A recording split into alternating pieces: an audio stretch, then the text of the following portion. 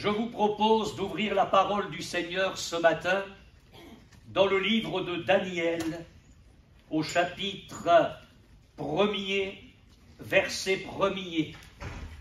Et je me réjouis de la conduite de l'Esprit de Dieu dans le chant des cantiques. Daniel, chapitre 1er, verset 1er, nous prendrons le temps de lire tout ce chapitre. La 3e année du règne de Joachim, roi de Juda, Nebuchadnezzar, roi de Babylone, marcha contre Jérusalem et l'assiégea. Le Seigneur livra entre ses mains Joachim, roi de Juda, et une partie des ustensiles de la maison de Dieu. Nebuchadnezzar emporta les ustensiles au pays de Shinéar, dans la maison de son Dieu. Il les mit dans la maison du trésor de son Dieu.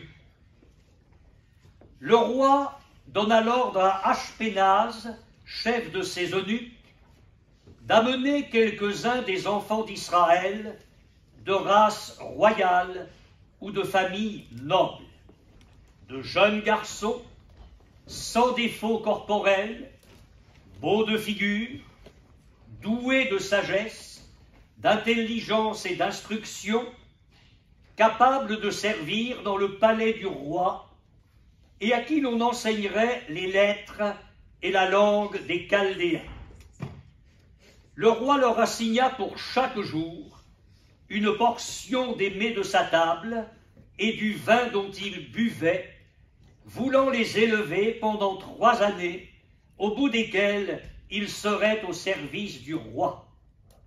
Il y avait parmi eux, d'entre les enfants de Juda, Daniel, Anania, Michaël et Azaria. Le chef des eunuques leur donna des noms. À Daniel celui de Belchazzar, à Anania celui de Shadrach, à Michaël celui de Méshach, et à Azaria celui d'Abed-Négo. Daniel résolut de ne pas se souiller par les mets du roi et par le vin dont le roi buvait. Et il pria le chef des eunuques de ne pas l'obliger à se souiller. Dieu fit trouver à Daniel faveur et grâce devant le chef des eunuques. Le chef des eunuques dit à Daniel, « Je crains mon Seigneur le roi, qui a fixé ce que vous devez manger et boire. Car pourquoi verrait-il votre visage plus abattu que celui des jeunes gens de votre âge? Vous exposeriez ma tête auprès du roi. » Alors Daniel dit à l'intendant à qui le chef des eunuques avait remis la surveillance de Daniel, de Anania, de Michaël et d'Azaria, « Éprouve tes serviteurs pendant 10 jours, et qu'on nous donne des légumes à manger et de l'eau à boire. Tu regarderas ensuite notre visage et celui des jeunes gens qui mangent les mets du roi, et tu agiras avec tes serviteurs d'après ce que tu auras vu. » Il leur accorda ce qu'ils demandaient, et il les éprouva pendant 10 jours. Au bout de 10 jours, ils avaient meilleur visage et plus d'embonpoint que tous les jeunes gens qui mangeaient les mets du roi. L'intendant emportait les mets et le vin qui leur étaient destinés, et il leur donnait des légumes. Dieu accorda à ces 4 jeunes gens de la science, de l'intelligence dans toutes les lettres et de la sagesse. Et Daniel expliquaient toutes les visions et tous les songes. Au terme fixé par le roi pour qu'on les lui amenât, le chef des eunuques les présenta à Nebuchadnezzar. Le roi s'entretint avec eux, et parmi tous ces jeunes gens, il ne s'en trouva aucun comme Daniel, Anania, Michaël et Azaria. Ils furent donc admis au service du roi. Sur tous les objets qui réclamaient de la sagesse et de l'intelligence, et sur lesquels le roi les interrogeait, il les trouvait 10 fois supérieurs à tous les magiciens et astrologues qui étaient dans tout son royaume. Ainsi fut Daniel jusqu'à la première année du roi Cyrus. Et nous arrêtons ici notre lecture pour ce matin. J'aimerais, avec l'aide du Seigneur, m'adresser à chacun de vous, mais je l'ai dit dimanche dernier à quelques-uns, j'aimerais m'adresser particulièrement aux jeunes qui sont ici ce matin. Ma démarche n'est pas aisée, parce que si j'avais affaire à des jeunes chrétiens, je veux dire qui se sont repentis, convertis et engagés avec le Seigneur en étant baptisés d'eau, ce serait peut-être plus facile. Mais de tout mon cœur et avec amour, parce que nous les aimons, j'aimerais donner un avertissement sérieux à notre jeunesse et rappeler avec l'aide de la parole de Dieu, et s'il plaît à Dieu avec la puissance de l'Esprit, quel est le chemin que vous, jeunes gens, garçons et filles, qui êtes ici ce matin, devriez prendre. Quand nous considérons Daniel et ses 3 compagnons, ce sont des jeunes qui, enfants et adolescents, ont eu un formidable privilège. Je n'ai pas le temps de vous parler de ce qu'il y a en amont du premier chapitre de Daniel. Permettez-moi de le résumer en quelques mots. Ces jeunes, qui n'étaient que des enfants et des adolescents à ce moment-là, ont connu le chemin de Dieu. Alors qu'ils étaient en Israël, dans le royaume de Juda, ils ont été sous le règne d'un très bon roi, Josias. Et vous savez qu'en Israël, quand le roi marchait bien, le peuple marchait bien. Et la parole de Dieu nous dit de Josias qu'il fit ce qui est droit aux yeux de l'Éternel et qui marcha dans toute la voie de David. Et comme avant lui, les choses n'avaient pas été bien, il y a ce qu'on appelle dans notre jargon évangélique, sous Josias, un réveil. Josias a réparé la maison de Dieu, il a ramené le peuple dans les voies du Seigneur, et ne me dites pas qu'un tel courant ne peut pas marquer des gosses et des adolescents. Certainement Daniel, Anania, Michaël et Azaria ont été marqués, enfants, par cette action de Dieu au milieu de son peuple. Je ne prendrai pas le temps d'étudier tout ce qui s'est fait de bon et de bien durant le règne de Josias, mais je le répète incontestablement, cela ne pouvait pas ne pas marquer et imprégner les enfants et les jeunes. Écoutez-moi bien, vous les jeunes qui êtes là. Votre privilège est immense. Je ne sais pas si vous le réalisez. Privilège immense d'avoir des parents chrétiens, d'avoir un papa et une maman qui aiment Dieu, qui a la foi dans le Seigneur, qui méditent sa parole, qui ont le souci de marcher selon les voies de Dieu. Le privilège, comme ce matin, d'être là, dans une atmosphère chrétienne, et d'écouter la parole de Dieu. Vous savez, j'ai 75 ans, dans mon cœur j'en ai 18, vous le sentez bien. Mais combien de fois, même aujourd'hui encore, je me dis, mais Seigneur, quel privilège d'avoir été placé à l'âge de 8 jours dans les bras d'un pasteur qui a eu une prière prophétique et qui a demandé à Dieu de bénir la vie du bébé qui est là ce matin.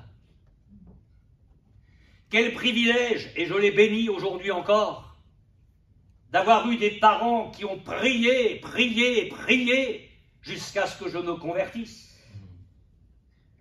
Des parents qui m'ont en quelque sorte enveloppé de leur prière, de leur foi. La maman de Moïse avait construit une petite arche pour y déposer Moïse. Mes parents, à leur manière, m'ont déposé dans une arche, leur piété. Quel privilège d'avoir été enfant, adolescent, au sein d'une église saine, dans laquelle il y avait des hommes de Dieu, des hommes de l'esprit, prêchant fidèlement la parole de Dieu. Alors je ne peux pas vous expliquer ça, et je ne m'embarrasserai pas d'aller sur ce terrain glissant, mais je pense qu'il y a des jeunes de mon âge, bébés, qui ont grandi dans un foyer où on a blasphémé le nom du Seigneur. On ne savait rien de Dieu. Qui ont grandi parfois dans un foyer où il y a eu l'alcool, l'adultère, le foyer s'est brisé. Des foyers qui ont construit leur existence loin du Seigneur parce qu'ils méconnaissaient tout. Et ces adolescents sont devenus ce que nous savons, puis des adultes. Et si l'Évangile ne vient pas un jour percuter leur cœur, ils vont être dans les temps ardents de feu et de soufre pour l'éternité. Alors je me dis, Seigneur, quel privilège d'avoir eu ça au départ de ma vie. Et je voudrais que tu n'oublies jamais ça. Tu as un privilège extraordinaire. Tu pourras cracher dessus, tu pourras le mépriser, mais tu en auras la responsabilité. Ou tu pourras l'accepter, et Dieu va faire de ta vie de jeune fille, de jeune homme, une vie belle. Parce que je crois que Dieu a des desseins bienveillants pour chacun de nous. Et j'ose le dire, Dieu a un plan pour ta vie. Dieu a un plan pour ta vie. Il connaît chacune de ses créatures. Mais ces jeunes, Daniel et ses compagnons, ont ensuite connu des temps difficiles. Un mauvais roi est venu, qui a fait tout capoter dans le mauvais sens. Alors c'est sûr que Daniel et ses compagnons ont gardé les bonnes choses dans leur cœur. En attendant, l'atmosphère autour n'était pas bonne. Et ce sont des jeunes qui ont évolué dans des temps très difficiles, où la nation s'est éloignée du Seigneur. Faillite politique et religieuse. Il suffit de considérer le contexte d'Israël à ce moment-là. Joachim, dont il est parlé dans le premier verset de notre texte, a été un très mauvais roi. La Bible dit qu'il fit ce qui est mal aux yeux de l'Éternel. Et évidemment, cela a généré des temps d'épreuve, d'oppression, de défaite, de jugement. Nous avons lu au verset 2 de notre chapitre que le Seigneur a livré entre les mains du roi de Babylone, Joachim, roi de Juda, une partie des ustensiles de la maison de Dieu, etc. Il y a eu un temps de dépouillement et de captivité parce que certains jeunes ont été empoignés par les armées de Nebuchadnezzar et ces jeunes ont été transportés à Babylone. Transportés à Babylone. Imaginez les jeunes, la situation de ces garçons, très loin de chez eux, très loin de leur peuple, très loin de tout ce que cela signifiait pour eux. Et en ce qui vous concerne, parce qu'on va ramener les choses à vous ce matin, il y a des jeunes qui connaissent des déracinements. On va faire un stage de plusieurs mois dans un pays étranger, c'est incontournable. On va dans un établissement universitaire pour des études supérieures, mais ce n'est pas à Caen. C'est à des centaines de kilomètres. Il y a des déracinements, peut-être même un lycée, sans parler de centaines de kilomètres à quelques dizaines de kilomètres. Ce sont des déracinements. On ne rentre plus à la maison tous les soirs, c'est l'internat, c'est votre petite Babylone à vous. Et puis j'aimerais vous dire, et vous êtes intelligents, vous saurez que c'est vrai, que nous sommes entrés dans des temps très difficiles. Notre frère nous avait chanté un cantique sur le retour de Jésus. Je crois que Jésus peut revenir avant la fin du culte. Si Jésus devait tarder encore, il est possible que nous, les gens de notre âge, nous fermions les yeux avant. Mais vous, vous allez continuer à vivre.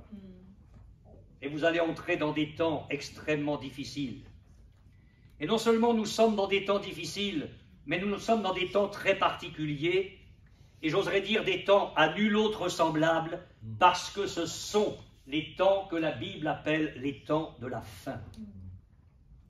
Et nous sommes suffisamment lucides pour que nous comprenions que nous avançons un grand pas vers un chaos planétaire. Je ne suis pas un prophète de malheur, je vous dis ce que la Bible dit. Elle ne nous laisse aucune illusion là-dessus. En sortant du temple de Jérusalem, les disciples ont posé la question à Jésus, « Quel sera le signe de ton avènement et de la fin du monde ?» Alors Jésus a donné plein de signes, des faux Christ, donc les sectes, des guerres, une nation contre une nation, donc des guerres localisées, mais un royaume contre un royaume, donc des conflits entre des grands blocs.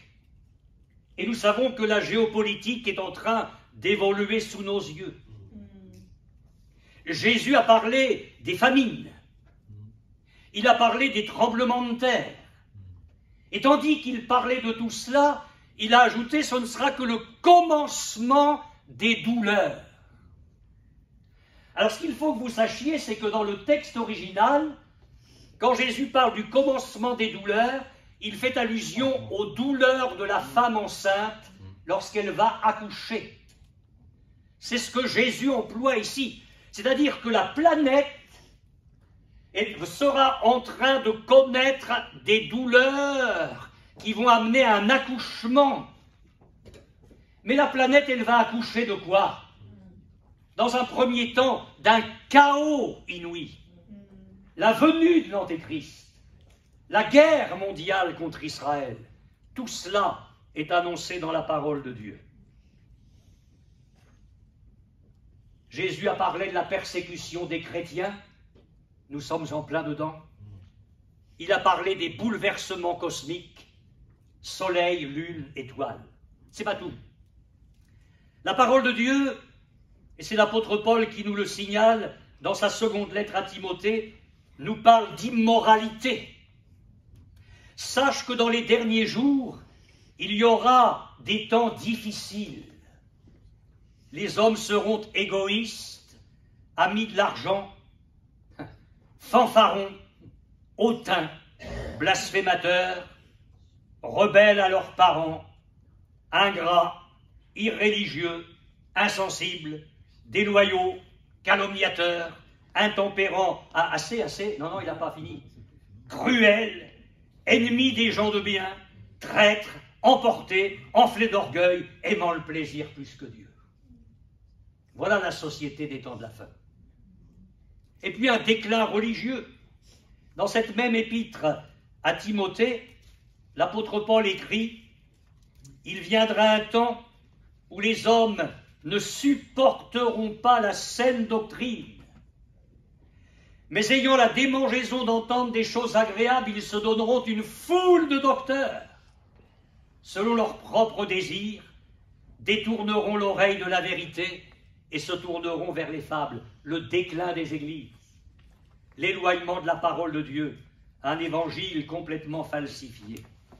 Et dans le monde, la parole de Dieu nous avertit qu'il y aura un climat de moquerie et de raillerie à l'égard de la vérité, en particulier concernant le retour de Jésus. Pierre dit, dans sa seconde lettre, « Dans les derniers jours, il viendra des moqueurs avec leur raillerie, marchant selon leur propre convoitise et disant, où est la promesse de son avènement ?»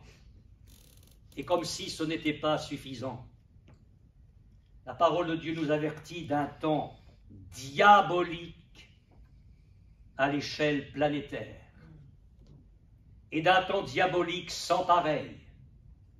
C'est vrai que dans sa première épître de Jean, l'apôtre nous dit que le monde entier est sous la puissance du malin.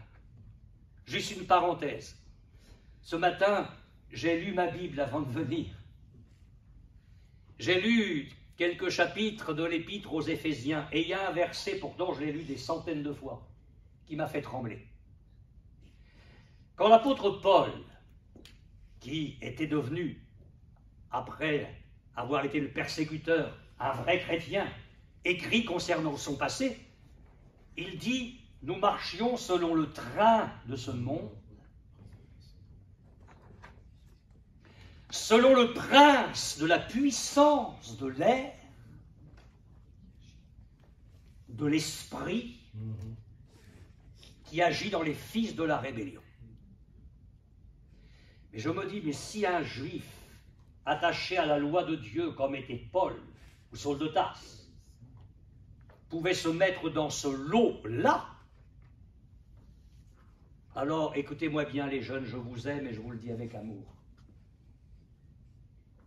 Si votre vie n'est pas donnée au Seigneur, vous êtes dans ce courant-là, que vous l'admettiez ou non. Le train de ce monde, le prince de la puissance de l'air, l'esprit qui agit dans les fils de la rébellion. Et je suis bien conscient qu'au-delà des jeunes, le message s'adresse aux parents et aux mamies et aux papis. Prions, mes frères et sœurs, pour nos enfants. Prions pour nos jeunes. C'est plus qu'un petit pas à faire. Il n'est pas question d'un petit pas à faire vers Jésus.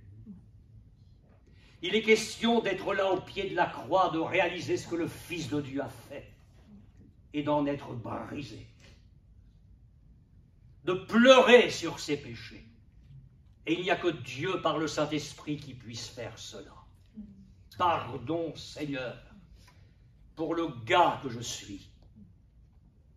Pardon, Seigneur, pour la fille que je suis. Je me suis peut-être jamais souillé dans tel endroit du monde, dans tel endroit de ma ville, mais il y a tellement de choses dans mon cœur qui te déplaisent et qui font de moi un garçon, une fille souillée à tes yeux. Pardon. Pardon.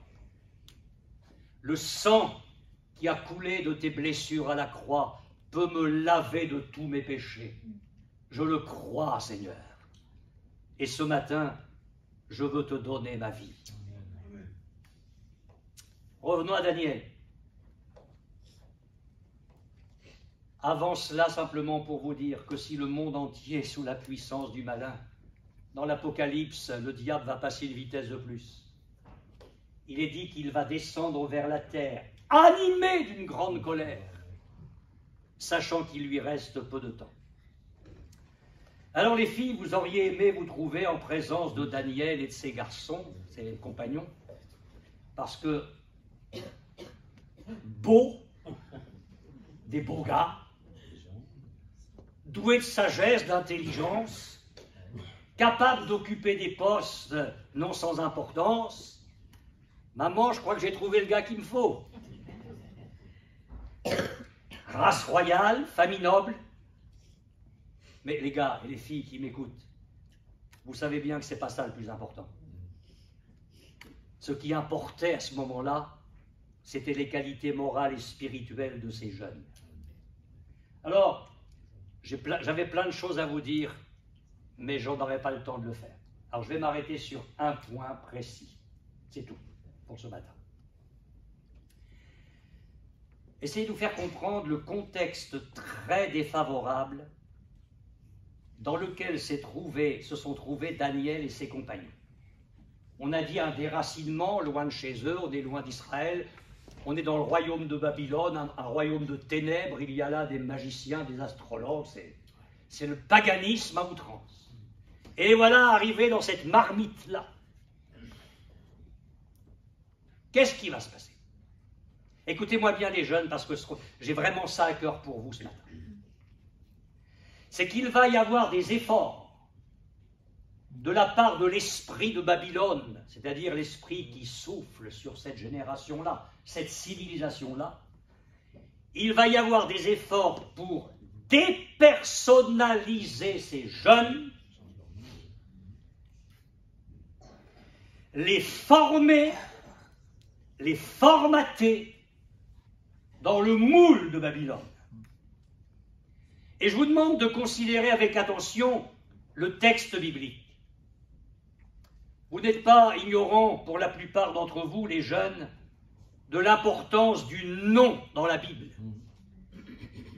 Nous, on appelle son fils Paul, comme ça, tranquille. Peut-être parce que il y a des raisons, que je ne vous dirai pas ce matin, mais je sais qu'il y avait des raisons. On appelle sa fille Valérie parce que ça sonne bien. Mais dans la Bible, ce n'est pas ça. Il y a quelque chose de prophétique dans le nom. C'est-à-dire que le nom est en rapport avec la personnalité de celui qui va le porter. Le nom peut être significatif de son caractère. Il y a même un caractère prophétique dans le nom. Et c'est tellement vrai, ça, que quand Dieu change une vie, quand Dieu change une destinée, il change le nom. Ton nom ne sera plus Abraham, mais Abraham. Ta femme ne s'appellera plus Sarai, mais Sarah. Simon, tu seras appelé Pierre. Saul de Tarse a été appelé Paul. Et j'arrête là. Mais c'est... Oh non, quand même, on va pas... Jacob, Yaakov, Israël. Le nom, ça veut dire quelque chose. Alors le roi de Babylone a dit, bon, là, des gars, là, il y a de l'avenir. Ils vont saisir, ils vont servir le royaume. Il y a là un potentiel. Ce sont des jeunes qu'on a arrachés de chez eux. Ils sont là sous ma coupe. On va les formater. Et la première chose qu'on fait, c'est qu'on change le nom. Alors, suivez-moi bien parce que c'est très simple. Daniel signifie Dieu a jugé. Il ne pouvait pas, ce jeune homme, en pensant à son nom, ne pas se souvenir de la justice de Dieu, de son autorité, de sa souveraineté. Daniel, ça, c'est fini. On va te dépersonnaliser, on va te formater. Maintenant, tu vas t'appeler Belshazzar. Bel, c'est le nom d'un dieu adoré par Nebuchadnezzar. Et Belshazzar veut dire que Dieu protège sa vie. Ne fais plus confiance au Dieu de tes pères. On va te proposer une autre voie.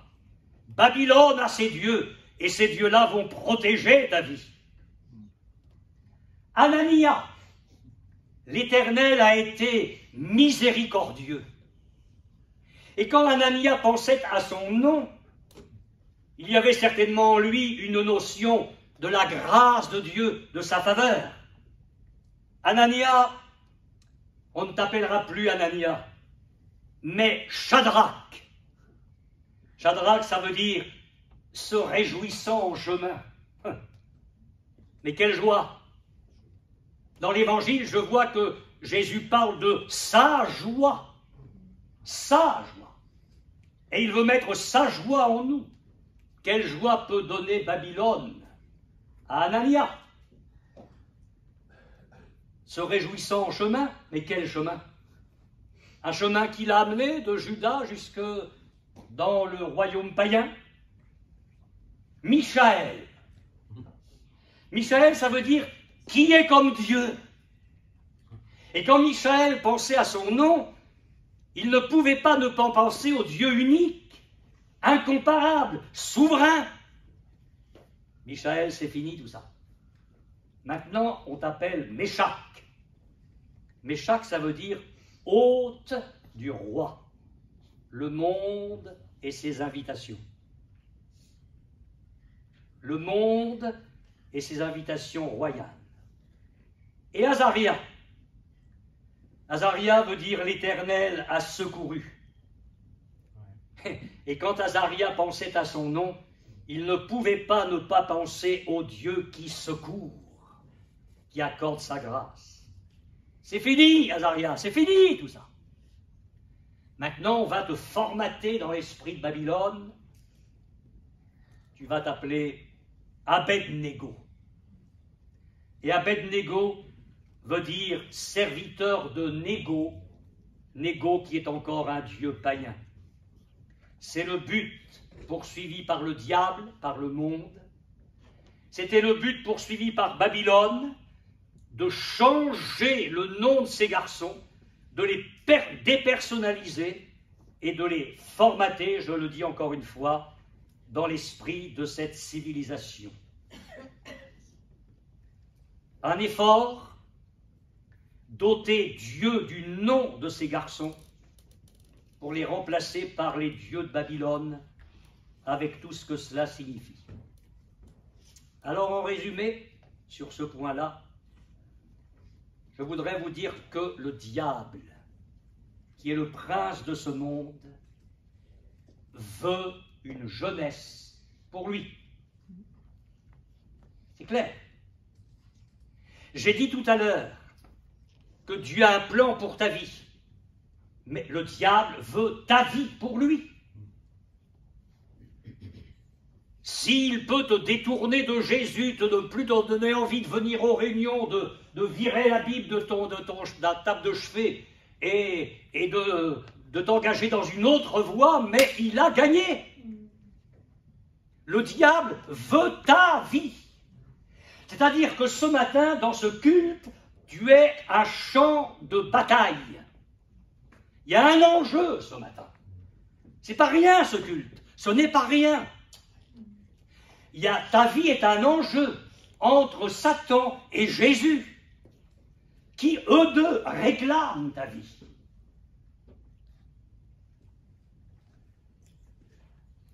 Et dire, mais moi, le collège ne va pas changer mon nom. La fac ne va pas changer mon nom. Mon école d'ingénieur ne va pas changer mon nom. La boîte dans laquelle je m'apprête à entrer ne va pas changer mon nom. Non. Mais le diable ne change pas ses méthodes, même si l'emballage n'est pas le même. Il y a d'abord le milieu scolaire. Daniel et ses compagnons à qui l'on enseignerait les lettres et la langue des Chaldéens. Mais pasteur, il faut bien que j'apprenne le chinois, le russe, l'espagnol, l'anglais, l'allemand. C'est pas une faute que d'apprendre une langue. Non, non, non, non. Bien sûr que non. C'est pas une faute de suivre des études. Parfois, c'est les études qui suivent le gars, mais c'est pas une faute de suivre les études. C'est pas ça que je veux dire. On va mettre les choses sur le plan spirituel. Ça veut dire qu'à un moment donné, Daniel et ses compagnons n'ont plus parlé leur langue originale, mais ils ont parlé comme les gens de Babylone. Alors dans leur cœur, c'est sûr que c'était pas acquis. Mais j'aimerais vous faire toucher du doigt quelque chose. C'est que Le diable veut vous amener à parler comme parle le monde. Alors je parle des expressions que toute génération de jeunes a eues. Je sais que vous avez des mots, je ne vous les dirai pas, pour parler du papa et de la maman. Oui, on connaît ça par cœur. J'essaie d'être à la page quand même. Hein, non, non, je ne parle pas de ça. Parce que quand on parle, on exprime des idées, on exprime des choses. Et le diable aimerait bien que vous commenciez à penser comme lui et à l'exprimer. Alors il y a la nourriture. Le roi leur assigna pour chaque jour une portion des mets de sa table et du vin dont ils buvaient. Ce n'est pas un péché que de manger de la viande. Heureusement que mes frères gitans comprennent ça. Et ce n'est pas un péché que de boire un peu de vin. Alors vous allez me dire, mais c'est quoi ce truc-là? Daniel qui a voulu devenir végétarien d'un seul coup. C'est-à-dire que si on est chrétien, on est végétarien? Non, non, pas du tout. Je vais vous expliquer. On est en plein milieu païen. Et la viande qui était sur la table du roi, c'était la viande de sacrifice qui était offerte aux dieux païens. Et le vin, c'est le vin qui servait aux libations, c'est-à-dire qu'on répandait un peu du vin sur les autels des dieux païens. Et Daniel savait ça, ses compagnons savaient ça. Ils ont dit, nous, participer à l'idolâtrie, participer à l'adoration qui se fait à l'égard des dieux païens, sûrement pas. Et puis il y a les mauvaises compagnies, les influences qu'elles exercent. La parole de Dieu nous dit, ne vous y trompez pas, les mauvaises compagnies corrompent les bonnes mœurs. Alors je voudrais terminer sur ce point.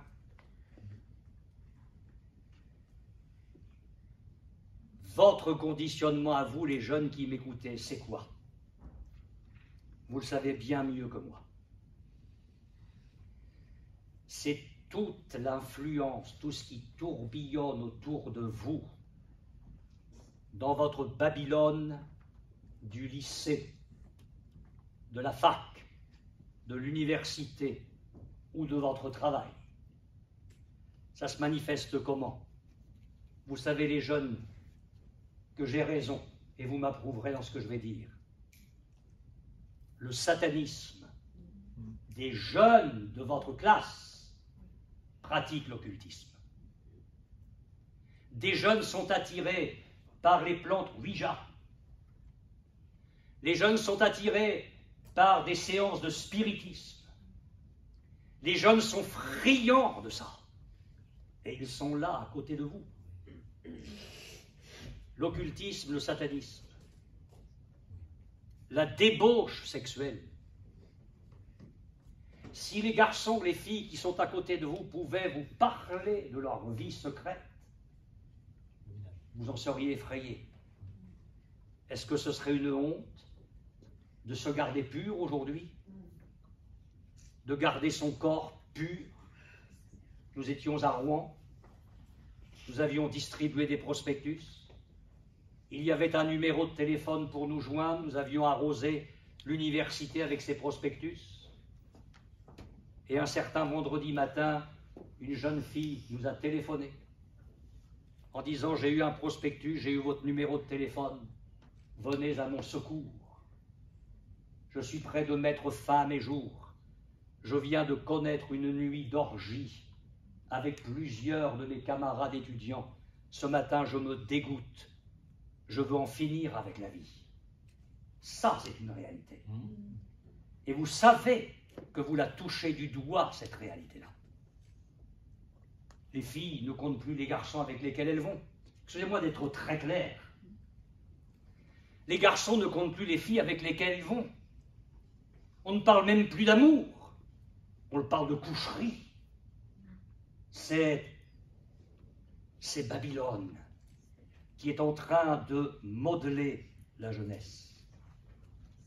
La drogue, elle vous entoure. Drogue douce, mais drogue dure. Je sais que je ne vais pas vous faire plaisir, mais je ne suis pas là pour devenir votre copain, mais pour rester votre pasteur. Les réseaux sociaux, l'addiction aux réseaux sociaux. Moi, je ne vois plus des jeunes dans la rue, je vois des iPhones avec un jeune au bout. C'est impressionnant. Peut-être un jour, à moins que ça existe, qu'ils fassent l'iPhone qui résiste à l'eau, ils vont pouvoir se doucher avec le truc. Il y en a. Non mais ça devient fou. Est-ce que vous pouvez réaliser que vous êtes en train d'être conditionné? Vous ne pouvez plus vivre sans ça. J'ai lu un article d'une psychologue très sérieux, parce que ça on ne vous le dit pas, le nombre de jeunes qui sont internés, internés à cause de l'addiction aux réseaux sociaux. Ils en perdent l'équilibre au niveau psychique. L'addiction aux jeux vidéo.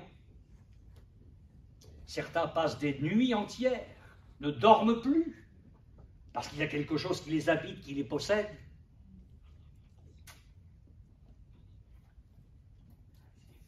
La montre est mon ennemi ce matin, je vais arrêter. Mais quand Daniel a vu ce qu'on s'apprêtait à lui donner, il a dit non. Alors si j'étais devant des jeunes chrétiens engagés, je leur dirais, mais Jésus a le pouvoir de vous donner cette force. Jésus est notre force. Dieu nous rend vainqueurs en Jésus. Mais ce matin, je ne peux pas prêcher la vie à des morts.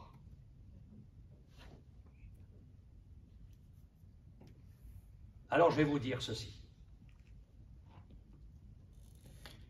Si tu ne viens pas à Jésus,